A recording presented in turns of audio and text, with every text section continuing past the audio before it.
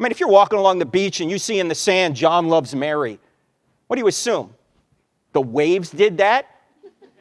Crabs came out of the water and made that message? No, you're going to say that that message requires intelligence. Well, if a message, John loves Mary, requires intelligence, how about a message 3.5 billion letters long? Where I come from, if there's a program, there must be a programmer. If there's a code, there must be a coder. If there's a message, there must be a messenger. We've went over the cosmological argument, the Big Bang, how the Big Bang and the beginning of the universe proves a beginner. Now let's go over the theological argument, the design, the fine-tuning of the universe. I'm Paul, this is Tab, the Orthodox Project. Let's start.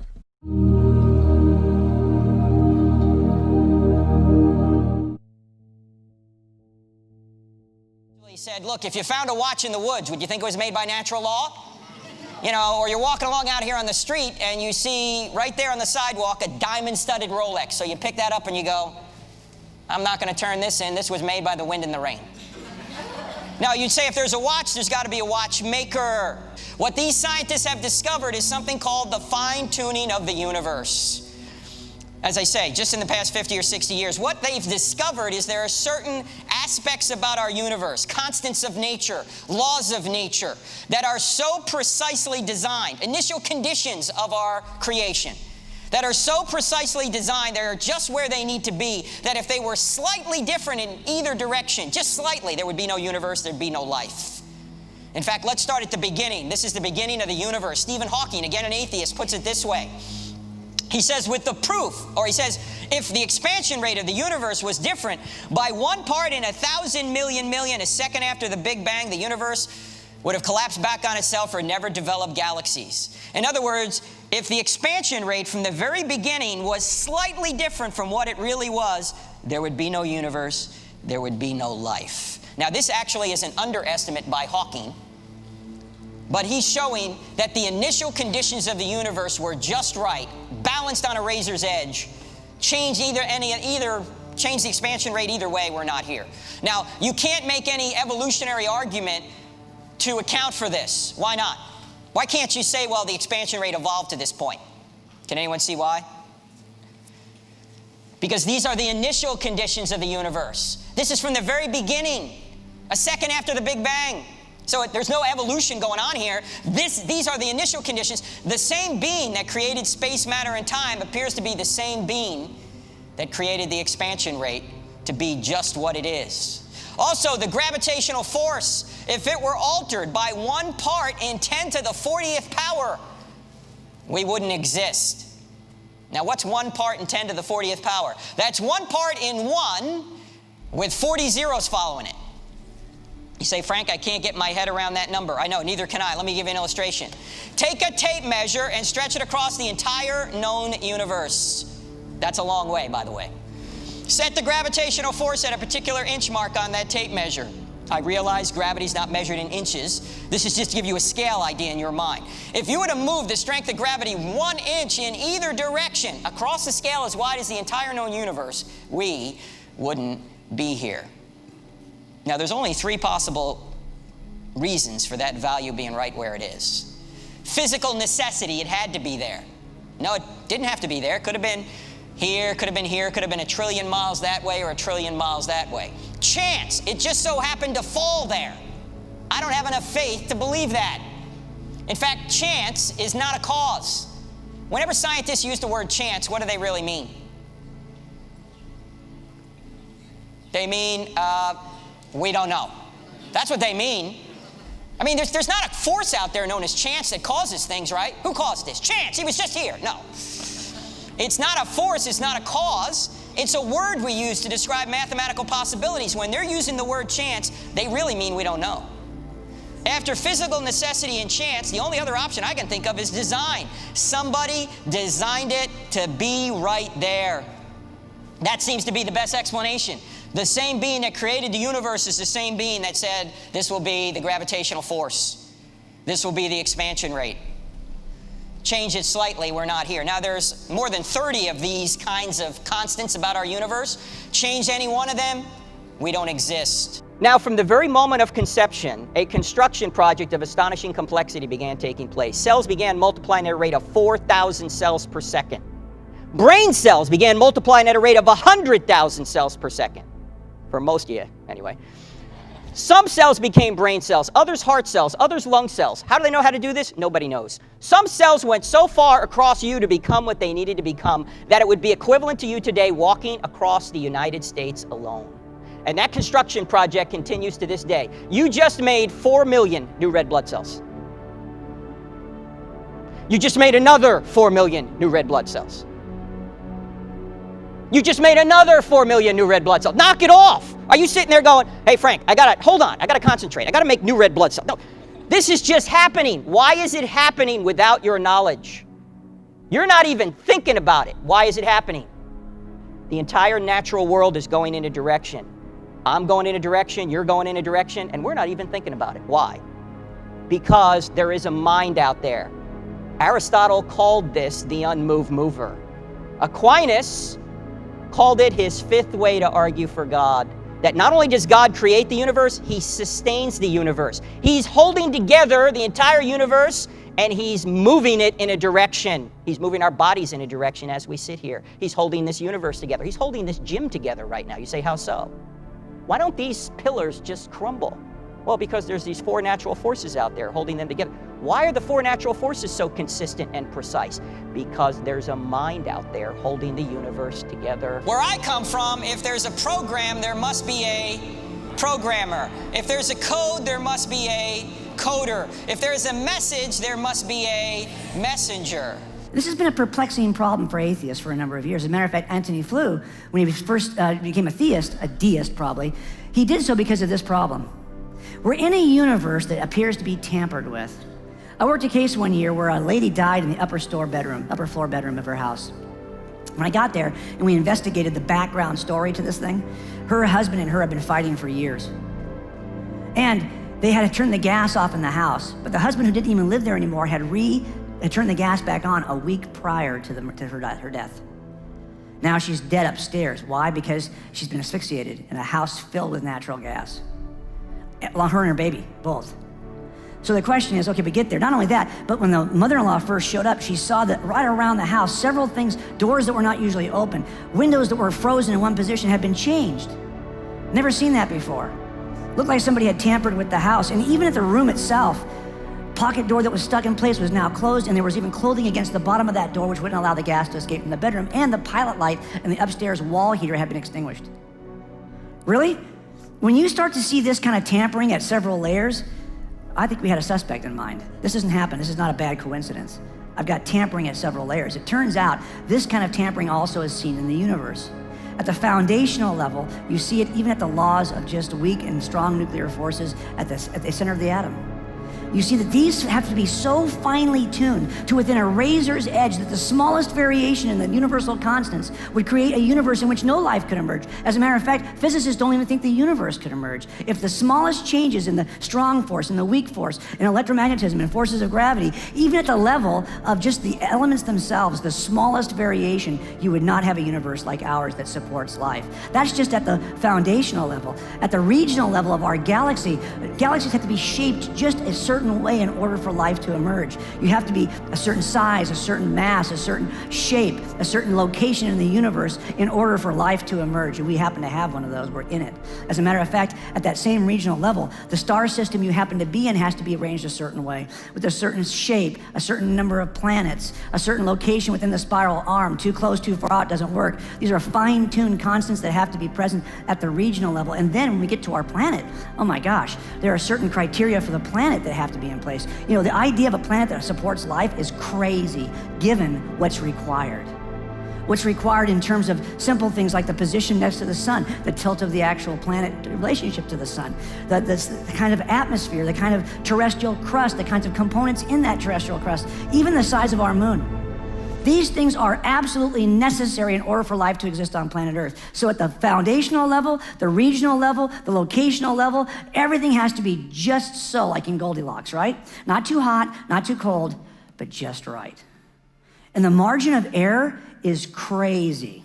Crazy fine-tuned. So it turns out that these kinds of layers of evidence you see in our merger scene are very similar to what we see for life to emerge on the planet. You have foundational layer of fine-tuning of the constants, you have a regional layer of the galaxy and the solar system, and then a very fine-tuned elements related to the planet itself. So these elements, imagine, for example, if I told you we were going to take a ship ride, get in a cockpit of an airplane or a rocket ship, and we're going to go to a very specific place. If you had all of these gauges, hundreds and hundreds of gauges, it turns out you would have to fine-tune each gauge to within a hair-trigger precision measurement. And each one is dependent on the others. All of these have to be perfectly tuned. These are all the universal constants of both our universe, the galaxy, the solar system, and the planet that have to be just so. And if there's a small variation on any one of these, life does not emerge on planet Earth, anywhere in the universe. This kind of thing is really hard to understand how it could be so. I'm going to tell you something. I did this little illustration for you. I didn't even do half of the fine-tuning that's required. I didn't have space on this cockpit to do what really is required. The number of universal constants is staggering, and they are all geared toward a certain destination in mind. The destination is a planet that supports the kind of life that you and I experience. Very unique. In fact, I'm trying to quote mostly atheists here. The unique nature of the fine-tuning is disturbing for those who don't believe in a fine-tuner. Even, you'll see people say things like this: it's shocking to find how many of the familiar constants of the universe lie within a very narrow band that makes life possible. If a single one of these accidents were altered, stars would never form, the universe would fly apart, DNA would not exist, life as we know it would be impossible, Earth would flip over or freeze, and so on. A little bit dramatic, but you get the point. This stuff is incredibly fine-tuned. How do we explain it? Well, there's only a couple of ways to explain it by staying inside the room. One way is simply to say, hey, maybe it's just chance. Really? Okay, can you imagine if I walked into that scene at the house and I said, wow, I see some things, but it's probably just chance. No investigation, let it go. I think you'd say I was derelict of duty. You'd say you need to investigate. That doesn't look like chance to me. This ignores the incredible fine-tuning of the universe altogether. Or you might say, well, maybe it's some kind of physical necessity. Maybe the laws have to be set that way because any variation would be physically impossible. Not true. Physicists themselves will say, no, the fine-tuning of the universe does not have to be this way. Also, you can make an argument that our solar system is designed with us in mind. Where are we in the solar system? Right there, third rock from the sun. If we were just a little bit closer to, or a little bit further away, we couldn't survive. A little bit closer to, we'd burn up. A little bit further away, we'd freeze. We are what scientists call the Goldilocks zone. It's not too hot, it's not too cold, it is just right. The axial tilt, 23.5 degrees. Change that slightly, we don't exist. Earth rotation, 24 hours. Change that slightly, we don't exist. The size and distance of the moon from us. Change that slightly, we don't exist. Oxygen in this room right now is 21%. If it were 15%, we'd all suffocate. If it were 25%, spontaneous fires would break out. If Jupiter was not in its current orbit, we couldn't exist here on Earth. Why? What does Jupiter do for us? Asteroids, right? Jupiter is a cosmic vacuum cleaner. Its gravitational force is so strong that it attracts most of the meteors and space junk to it rather than us. In fact, if you take a close-up look at Jupiter, you know what these purple marks are here?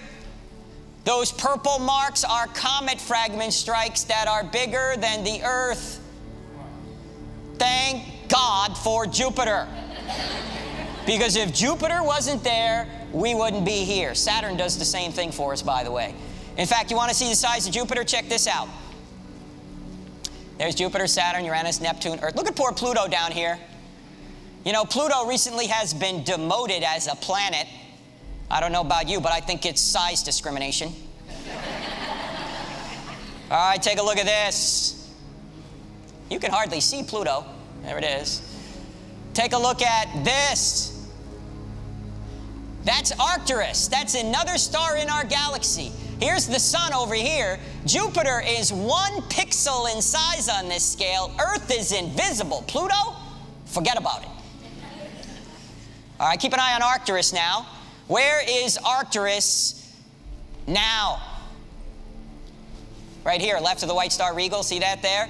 That's Antares. That's another star in our galaxy. The sun is 1 pixel in size on this scale. Jupiter is invisible. Earth, Pluto? Forget about him. In fact, if the Earth was the size of a golf ball, Beetlejuice here would be 5 or 6 Empire State Buildings high. The heavens are awesome. This is just in our galaxy. This is not outside our galaxy. In fact, the average distance between stars in our galaxy is 30 trillion miles. All that distance is necessary for us to exist here on Earth. Now, 30 trillion miles. How far is 30 trillion miles? Far. Take you at least 2 tanks of gas in a Toyota Prius. Now, how many stars are out there? The number of stars that are out there are about equivalent to the number of grains of sand on all the beaches on all the Earth. You see this picture here? On the left, this is from the ground. You see that little square right there? That's from the Hubble Space Telescope. Those are stars. So I did a little calculation to try and figure out how long would it take us if we could get in the space shuttle and go from our star, the sun, to another star in our galaxy, an average distance away, 30 trillion miles. In other words, how long would it take us to go 30 trillion miles at 5 miles a second? How long do you think it would take us? A long time, yeah. It would take us 201,450 years. That means if you got in the space shuttle at the time of Christ and started traveling from our star, the sun, to another star in our galaxy, an average distance away, you'd be less than 1/100th of the way there right now. Apparently, according to evolutionists, where we all came from, a one-celled amoeba. You heard of the theory of macroevolution? From the goo to you via the zoo. Okay, this was the goo. And in Darwin's day, they didn't really know how complex a cell was. And I'd like to show you what actually is in a cell. But before we get there, notice that it doesn't say made by God or made by natural forces on it. In other words, when you observe something like an amoeba, you have to make an interpretation as to how that amoeba arrived. Did it arrive by some sort of natural means, or did it arrive by some sort of intelligence? And in order to demonstrate what Darwin didn't know when he started the theory of macroevolution, we have to go to your breakfast table. Does anyone in here like alphabet cereal? Let's suppose you want to have a bowl of alphabet cereal one morning. You're a teenager, and you come downstairs to have a bowl of alphabet cereal, and you see that the box is knocked over on the table, and right in the middle of the table, the letter spelled, "Take out the garbage, Mom." What are you going to assume? The cat knocked the box over? Earthquake shook the house? No, what you're going to say is that's intelligent design from an intelligent being, Mom. Or let's suppose you're walking along the beach and you see in the sand, "John loves Mary." What do you think? The waves did that? Crabs came out of the water and made that message? No, you're going to say there had to be intelligence. Even if you didn't see anybody inscribe that in the sand, you know from all your prior experience that messages only come from minds. Well, if messages only come from minds, where does this message come from? DNA, the four-letter genetic alphabet that every living thing has. Every living thing has DNA. And in your DNA, in every one of your 40 trillion or so molecules, every one of your 40 trillion or so cells, you have a message in DNA that is about 3.5 billion letters long. All the letters are in the right order. There is no known biological, chemical, or physical reason why the letters go in this order. We know that A always goes with T and C always goes with G, but this order right here is your unique software, if you will. Why are the letters in that order? In fact, Bill Gates, who is the CEO or former CEO of Microsoft, put it this way, and he's not a Christian. He said, DNA is like a computer program, but far, far more advanced than any software ever created. And what we're saying here is DNA is like a message. It's like take out the garbage, Mom, but it's a lot more complicated, a lot longer than take out the garbage, Mom. Now you might say, well, wait a minute, Frank.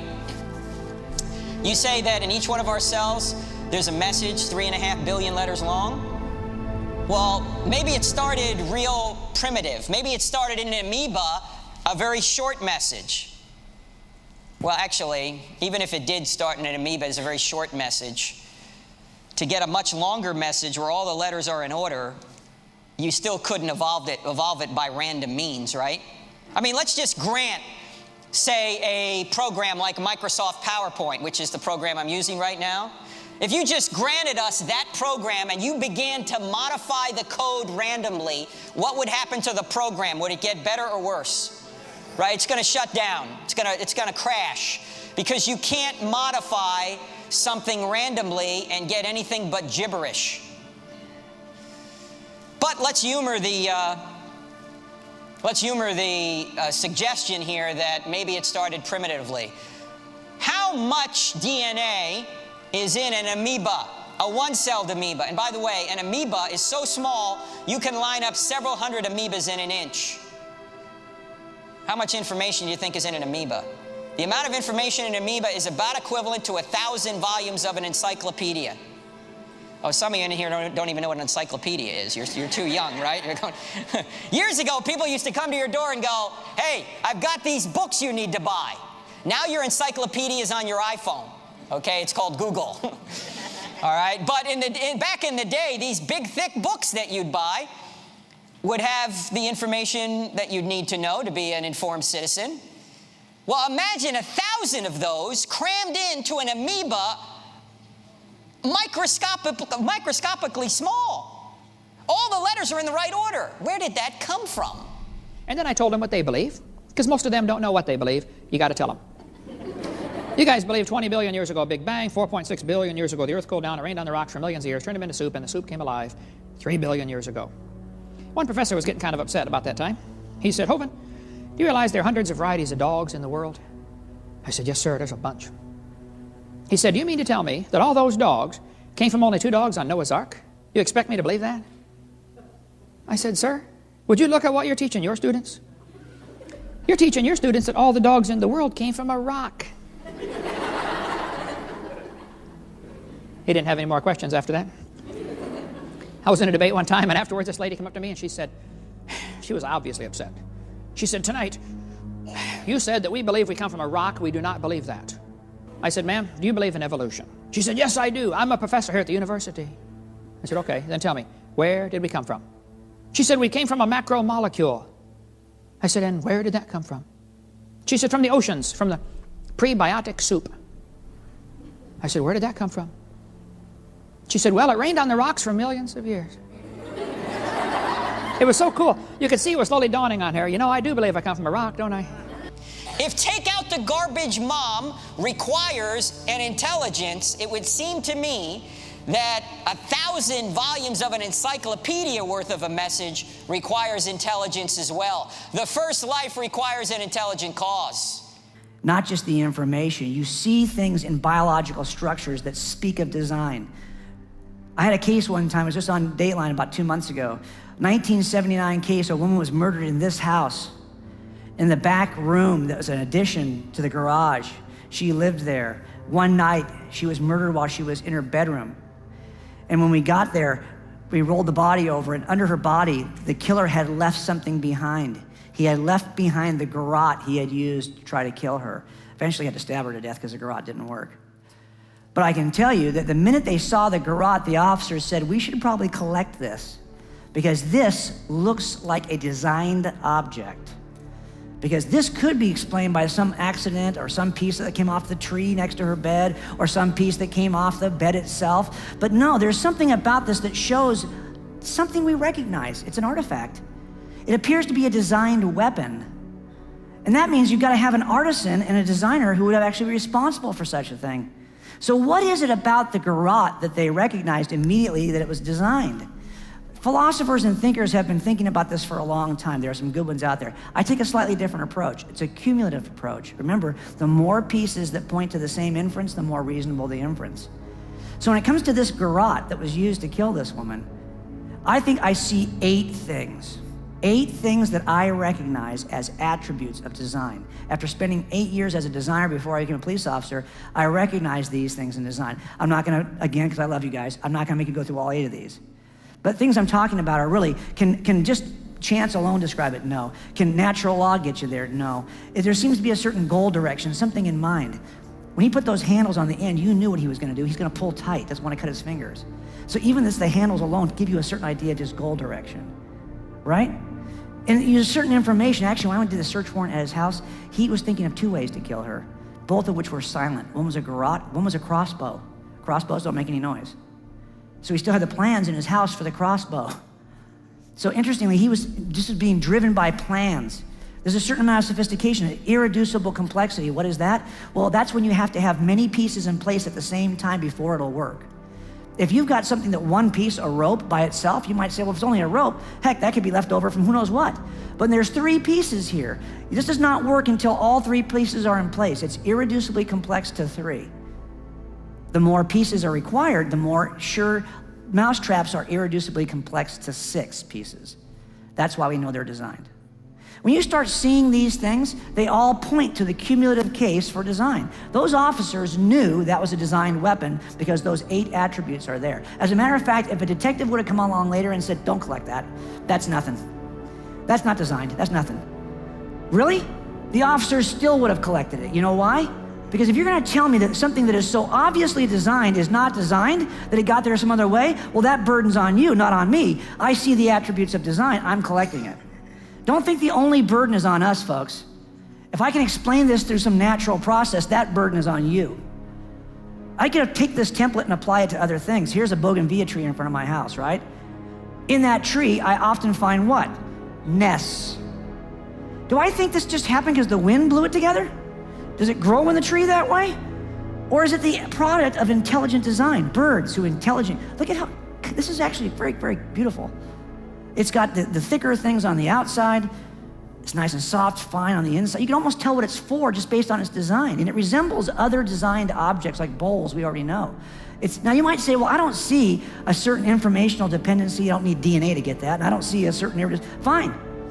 You don't need all 8 things to know it's designed. The more you have, the better the case.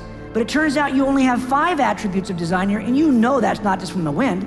That's a designed object. And you got there with just 5 of the 8 attributes. Why do I tell you all this? Because let's take a look, and you can take out those 3, you still have a good case.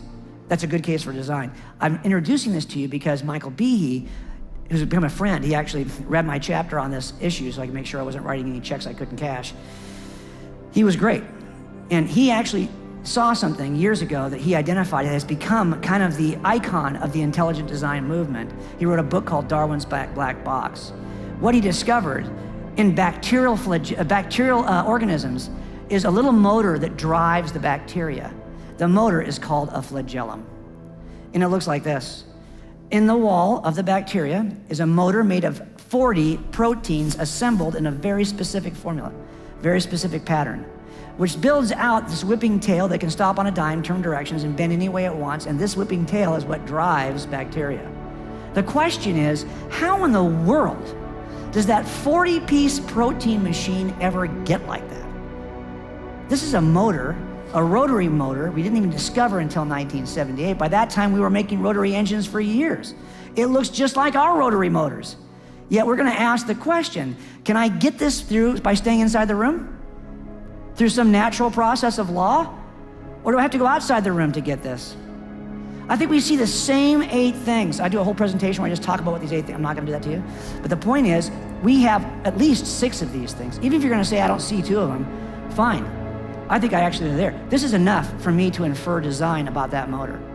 It's kind of like this. If I was to take you out in the woods and I said, wow, we discovered this stand and a motor on it, would you say, look what the wind blows. This is a great, look what grows in these woods. No, you would know immediately this is not part of that environment because you recognize again that it's not natural, it's a product of design. Why? Because there are a number of attributes which you assign to this. Turns out biology is filled with molecular machines just like this.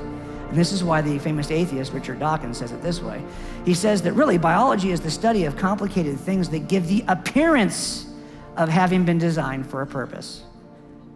So even he recognizes that this is stipulated. This is what you see. And Richard Dorrit says, these are both atheists. Here's what they say. Robert Dorrit says it this way. The apparent fit between organisms seems to suggest some higher intelligence at work, some supervisory gardener bringing harmony and color to the garden. That's the problem. So how do I explain that motor naturally? By staying in the room? Some have suggested, well, maybe it evolved from a slightly less complicated thing called a type 3 secretion system. That type 3 secretion system does look a lot like the motor, doesn't it? It is dramatically different in function. It may look like the motor, but it has nothing similar to what it actually does, the motor does. Here's the other problem. This is a 30-piece designed object. It has all the attributes of design we see in this one. The question I have is, how did this one come about? If you think we got from 0 proteins to 30 to get this, can you please show me the pathway from 0 to 30? Because remember, in biology, if evolution is true, you got to have a 1 protein thingamajiggy that helps the organism, that survives and passes on, till then it becomes a 2 protein thingamajiggy, then a 3 protein thingamajiggy. You got to show me a pathway, a functional pathway from 0 proteins to 30 to get this. Then you got to show me from 30 to 40 to get this. Guess what? No one can find that. And there's no remnant in the biological systems of anything along the way. Now, evolutionary biologists are more inclined to say, you know what, I can't get this from this, but this may have de-evolved into this. Because they know how hard it is to go in the other direction. It's much easier to get broken Lego pieces than to shake the Lego machine, the Lego box, and get all the pieces to come together.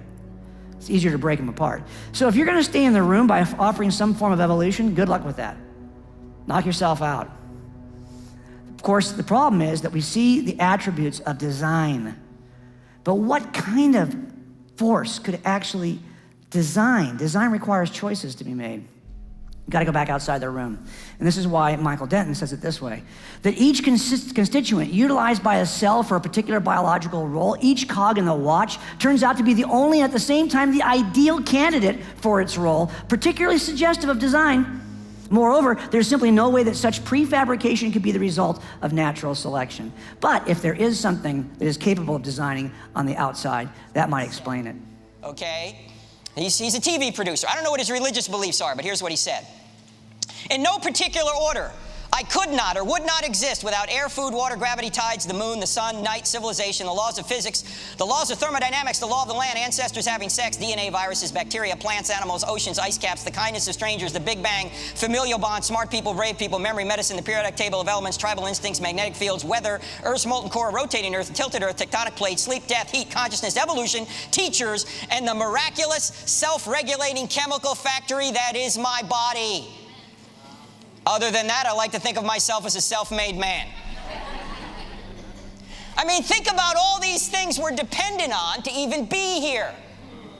Where I come from, if there's a program, there must be a programmer. If there's a code, there must be a coder. If there's a message, there must be a messenger.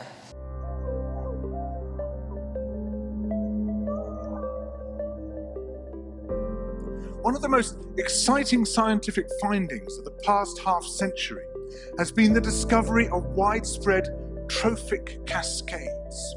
A trophic cascade is an ecological process which starts at the top of the food chain and tumbles all the way down to the bottom. We all know that whales eat fish and krill, and some people, certain politicians in Japan for instance, have argued that killing whales is good for human beings, as it boosts the food available for us to eat. And so you would think. But as the great whales declined, so did the numbers of fish and krill. It seems counterintuitive. Surely their numbers would rise as their major predators disappeared. But it now turns out that whales not only eat these animals, they also keep them alive. In fact, they help to sustain the entire living system of the ocean. Whales feed at depth in waters that are often pitch dark, and then they return to the surface to the photic zone, where there's enough light for photosynthesis to happen. There they release what biologists call fecal plumes, vast outpourings of poo, punamis. These plumes are rich in iron and nitrogen, nutrients which are often very scarce in the surface waters. And these nutrients fertilize the plant plankton that lives in the only place where plants can survive, the photic zone. Fertilizing the surface waters isn't the only thing the whales do. By plunging up and down through the water column, they also keep kicking the plankton back up into the photic zone, giving it more time to reproduce before it sinks into the abyss. Even today, the whale populations have been greatly reduced. The vertical mixing of water caused by movements of animals up and down through the column of the oceans is astonishingly roughly the same as the amount of mixing caused by all the world's wind and waves and tides. More plant plankton means more animal plankton, on which the larger creatures then feed. In other words, more whales means more fish and krill. But the story doesn't end here, because plant plankton not only feeds the animals of the sea, it also absorbs carbon dioxide from the atmosphere. When eventually it sinks to the ocean floor, it takes this carbon out of circulation down to a place where it remains for thousands of years. The more whales there are, the more plankton there is. The more plankton there is, the more carbon is drawn out of the air. When whales were at their historical populations, before great numbers of them were killed, it seems that they might have been responsible for removing tens of millions of tons of carbon from the atmosphere every year. Whales change the climate. Where I come from, if there's a program, there must be a programmer. If there's a code, there must be a coder. If there's a message, there must be a messenger. In our country, we had a movie that was made about 10 years ago. It's called Expelled. Has anyone seen the movie Expelled? A few of us have. It was a documentary about how academic people who are open to intelligent design in the academy are being expelled from the academy. They're denied tenure. They're blackballed from research. They can't get into peer-reviewed journals because the gatekeepers of the peer-reviewed journals don't want their theory in their journals. And at the end of this documentary, it was narrated by a man by the name of Ben Stein. He interviewed Richard Dawkins, and he went to Richard Dawkins, the biologist here at Oxford, and he said, "Dr. Dawkins, how do you think life began?" And Dr. Dawkins said, "No one has any idea how life began." And Ben Stein said, "Well, do you think it's possible that there's some explanation? I mean, what would be your best guess as to how life began?" And he said, "Well, I suppose you could say aliens brought life here." And at that point, Ben Stein said, "I don't believe it. Dr. Dawkins believes in intelligent design." Why? Why did he say that? What's an alien? An intelligent designer. What he's admitting is the problem is so difficult for natural laws to create life that he's going to suggest an alien brought life here. Now, let me ask you guys a question, and this is a speculation, admittedly, but let me ask you a question. Why would somebody like Richard Dawkins be open to an alien bringing life here, but not God? Because both are intelligent designers, right? Why an alien and not God? Does anyone have any possible insights in on this? There you go. Dr. Solomon has it. I agree with him, an alien doesn't bring morality with him, but God does. The elephant in the room is not evidence. The elephant in the room is morality and accountability. People don't want it. People are not on a truth quest. Most of us were not. We're not on a truth quest. We're on a happiness quest. This is the Orthodox Project. I'm Paul. See you next time.